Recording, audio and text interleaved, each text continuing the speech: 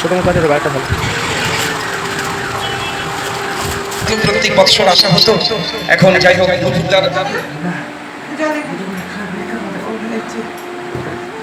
পাগল হয়ে যাবি এবার, এটা তো। সো হ্যালো এভরিওয়ান, আশা করছি তোমরা সবাই খুব ভালো আছো আর তোমাদের ভালোবাসার আশীর্বাদে আমরাও কিন্তু এখন অনেক অনেক ভালো আছি। তো প্রতিদিনের মতো আরও একটা নতুন ব্লগ নিয়ে তোমাদের সামনে হাজির হয়ে গেলাম। তো আজকের ব্লগটা কিন্তু আমি এখান থেকেই স্টার্ট করলাম, আর এটা ছিল কিন্তু গত কালকের ভিডিও। তো দেখো, ছেলেকে সকাল সকাল তুলে পড়তে বসিয়ে দিয়েছি, কারণ যে ওই যে ছেলের পরীক্ষা চলছে, আর জানোই তো ছেলেকে পড়তে বসিয়ে দিয়ে আমি কিন্তু আমার কাজে লেগে পড়েছি, কারণ বাসি কাজগুলো তো আমাকে সেরে নিতে হবে। ওই যে ছেলেকে নিয়ে আবার পরীক্ষা দিতে যেতে হবে, যে কারণে কিন্তু তাড়াতাড়ি করে দেখো ঘর বারান্দাটা ঝাড় দিয়ে আমি কিন্তু মুছতেও শুরু করে দিয়েছি। সত্যি কথা বলতে ঘর মুছতে এতটাই কষ্ট হয় না, কি বলবো, বিশেষ করে এই গরমের সময়। যাই হোক, দেখো ঘর মোছা তো আমার কমপ্লিট হয়ে গিয়েছে, আর রাতে কিন্তু আমি বাসন মেজে গ্যাসটা পরিষ্কার করে রেখেছিলাম। আর এদিকে দেখো, আমাকে ছাড়া ওরা সবাই মিলে একসাথে বসে হেসে হেসে চা খাচ্ছে। আরে না না, এরকম কোনো ব্যাপার নয়, আমিই বলেছি দেরি হচ্ছে, তোমরা সবাই মিলে চা খেয়ে নাও। তো যাই হোক, দেখো তোমাদের সঙ্গে গল্প করতে করতে আমার কিন্তু স্নান করা হয়ে গিয়েছে, আর তারপরে কিন্তু আমি চলে এসেছি ঠাকুর ঘরে। আর দেখো, ঠাকুর ঘরে এসে আগে তো গোপুসোনাকে একটু আদর করে ঘুম থেকে তুলে দিলাম, আর তারপরে কিন্তু দেখো বাসনগুলো আমি সমস্তটা গঙ্গা জলে ধুয়ে নিলাম। আসলে আমাদের কলের জলে বাসনগুলো মাজা হয়, মানে ধোয়া হয়, তো যে কারণে পরে আমি একবার যখন পুজো করি তখন কিন্তু সমস্ত বাসনগুলো গঙ্গার জলে ভালো করে ধুয়ে নিই। আর দেখো, তোমাদের সঙ্গে গল্প করতে করতে মোটামুটি পুজো কিন্তু আমার কমপ্লিট হয়ে গিয়েছে। তো চলো এবারে তুলসীতলার পুজোটা দিয়ে দিই। তো দেখো ফাইনালি আমার পুজো কমপ্লিট হয়ে গিয়েছে, আর এদিকে কিন্তু এসে আমি একদিকে ভাত বসিয়ে দিয়েছি আর একদিকে কিন্তু চা বসিয়ে দিয়েছি। তো ফাইনালি চা তো আমার হয়ে গিয়েছে। এদিকে দেখো বিস্কুট, ঝুড়ি ভাজা, মুড়ি আর চা নিয়ে বসে পড়েছি। আর তোমরা কে এরকম করে করে চা খাও? আমি কিন্তু দুধ চা করে তার মধ্যে কিমকেক আর বিস্কুট সবগুলো ভেঙে দিয়ে দিই, আর তারপরে চামচ দিয়ে গুলে সেটা মোটা মতো হয়ে যায়, সেটাই কিন্তু খাই। ছোটোবেলার সেই খাওয়াটা আবারও যেন ফিরে পেয়েছি। যাই হোক, ভাতে ফ্যান পড়ছিল বলে আমি কিন্তু ছুটে চলে গেলাম। আর এদিকে দেখো ছেলেকে পড়াচ্ছি আর চা খাচ্ছি। একটু আসলে না পড়ালে না মনটা যেন শান্তি হয় না ঠিক। তো যাই হোক, দেখো চা তো খাওয়া হয়ে গিয়েছে, উঠে এসেছি, আবার ও রান্নাটা তো করতে হবে, তাই না? ছেলেকে পড়ার সাথে সাথে রান্নাটাকেও আমাকে কমপ্লিট করতে হবে। এদিকে দেখো ফ্রিজে মাছ এনে রেখেছিলাম, তোমরা সবাই জানো আগের দিনে অনেক মাছ কিনে এনেছিলাম, তো তার থেকে দেখো 4-5 পিস নিয়ে আমি কিন্তু নুন হলুদটা মাখিয়ে দিলাম। আর এদিকে দেখো ভাতটাও কিন্তু আমার হয়ে গিয়েছে। তো তারপরে দেখো ভাবলাম সবজিটা কেটে নিয়ে আর মাছের ঝোল আর শাক ভাজা করবো, বেশি কিছু করবো না, যেহেতু ছেলের পরীক্ষা আমাকে ওকে একটু পড়াতেও হবে।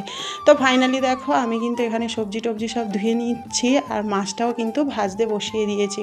আর মাছ ভাজতে ভাজতে আমি টমেটোটাও ভালো করে কেটে দেখে নিলাম যে পোকা আছে কিনা। এখনকার টমেটোতে আবার পোকাও থাকে কিন্তু, তো যদি তরকারি গোটা দিয়ে আর যদি পোকা বেরোয় তখন কিন্তু প্রচণ্ড ঝামেলা হয়ে যাবে। আমার নিজেরই প্রচণ্ড ঘেন্না করে, জানো তো। একবার ওরকম হয়েছিল, তরকারিতে গোটা টমেটো দিয়ে দিয়েছি, দেওয়ার পরে যখন ফাটিয়েছি দেখি পোকা বিলবিল করছে, তো সমস্ত তরকারিটাই আমার বাদ চলে গিয়েছিল। তো সেখান থেকে আমি এখন খুব মানে আর গোটা দিই না। প্রথম যখন ওঠে তখন হয়তো দিই, কিন্তু তারপরের দিকে আর গোটা টমেটো আমি দিই না। তো দেখো তোমাদের সঙ্গে গল্প করতে করতে মাছের ঝোলটা তো আমি বসিয়ে দিলাম, আর এদিকে দেখো যেহেতু ছেলে সকালে ওই যে বিছানায় পড়ছিল, যে কারণে আজকে বিছানাটা গোছানো হয়নি, আর ভাবলাম আজকে বেডশিটটা একটু চেঞ্জ করে দিই। বেডশিটটা তুলে যা যা বিছানায় ছিল সমস্তটা দেখো একটা টুলের ওপর আমি রেখেছি। আর এদিকে দেখো কুশান দুটো কিছুতেই রাখতে পারছিলাম না, এটা নিয়ে কিন্তু অনেকক্ষণ ধরে আমি ঘষাঘষি করছিলাম, কারণ যতবার রাখতে যাই ততবারই কিন্তু পড়ে যায়, সেটা নিয়ে আমার খুব বিরক্ত লাগছিল।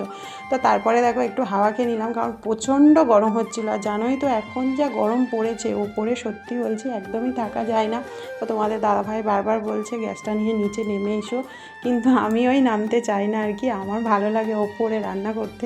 তো যে কারণে আর কি, কিন্তু গরমে প্রচণ্ড সত্যিই কষ্ট হয়, কিচ্ছু করার নেই। তো ফাইনালি দেখো বিছানা তো আমার পরিষ্কার করা হয়ে গেল। তো তারপরে ওপরে চলে এসে দেখো ঝোলটা নামিয়ে নিলাম, আর শাকটা ভাজবো বলে আমি কিন্তু পেঁয়াজটাও কেটে নিচ্ছিলাম। সত্যি কথা বলতে তার মধ্যেখানে অনেক কিছুই হয়ে গিয়েছে, আর ক্লিপ নেওয়া হয়নি, কারণ ওই যে বললাম প্রচণ্ড ব্যস্ত ছিলাম। তো দেখো শাক ভাজা মোটামুটি আমার কমপ্লিট হয়ে গিয়েছে। এদিকে দেখো টাইম হয়ে গিয়েছে, আর ছেলের ভাতও বাড়তে শুরু করে দিয়েছি, আর আজ আমরা সবাই মিলে একসঙ্গেই কিন্তু খেয়ে নেবো। কারণ হচ্ছে আমি তো যাব ছেলেকে নিয়ে স্কুলে, আর হচ্ছে আমার শাশুড়ি মা যাবে আজকে বাজারে, হরিনাম হচ্ছে, উনি দেখতে যাবে, তাই বললো তোমাদের সঙ্গে আমারও ভাত দিয়ে দেওয়া। ফাইনালি দেখো খাওয়া দাওয়া করে আমরা কিন্তু রেডি হয়ে বেরিয়ে গিয়েছি, কারণ আজকে অনেকটাই দেরি হয়ে গিয়েছে।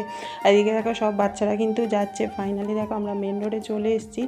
এতটাই রোদ উঠেছে, মানে রোদের তাপ এত চড়া না, মানে সত্যি বলছি প্রচণ্ড গরমে কষ্ট হচ্ছিলো। তো ফাইনালি দেখো স্কুলের সামনে চলে এলাম, ছেলেকে তো ঢুকিয়ে দিলাম স্কুলের মধ্যে। আর তারপরে কিন্তু আমি আর আমার বান্ধবী মিলে চলে এসেছিলাম ওই যে বাজারে হরিনাম হচ্ছে কালী মন্দিরে, সেখানে কিন্তু একটু বসেছিলাম, বসে একটু হরিনাম শুনছিলাম। তো তারপরে কিন্তু ফাইনালি খুব কষ্ট হচ্ছিলো বলে চলে এসেছি আমার সেই প্রিয় জামা কাপড় দোকানে, মানে সর্বপ্রিয়তে এসে একটু হাওয়া খেয়ে নিলাম। তারপরে দেখো টাইম হয়ে যেতে ছেলেকে নিয়ে ফিরছি। আর এতটাই জ্যাম হয়ে গিয়েছে তোমরা দেখতেই পাচ্ছ, পুরো গাড়ির লাইন পড়ে গিয়েছে। তো ফাইনালি দেখো কয়েকটা জিনিসপত্র আমার কেনাকাটা ছিল, তো চলে এসেছি এই দোকানটা। আর এই দোকানটা থেকে আমি কিন্তু সমস্ত কিছু কিনি, মানে কসমেটিক্স যা কিছু।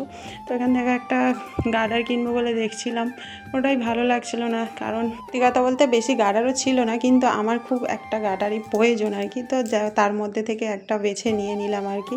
তো ফাইনালি দেখো তারপরে সমস্ত কিছু নিয়ে আমি চলে এসেছি বাড়িতে। আর এসে দেখো আমার ছেলের অবস্থা দেখো, কোথায় প্যান্ট কোথায় জামা ঠিক ঠিকানে নেই, এত গরমে কষ্ট হচ্ছিল। তো ফাইনালি আমরা বাড়িতে এসে দেখো জল টল খেয়ে নিলাম, আমার ছেলে তো শুয়েই পড়েছে। তো আমার এই ভিডিওটা তোমাদের কেমন লাগলো অবশ্যই করে কমেন্ট করতে ভুলো না। দেখা হচ্ছে তোমাদের সঙ্গে পরের ভিডিওতে, টাটা।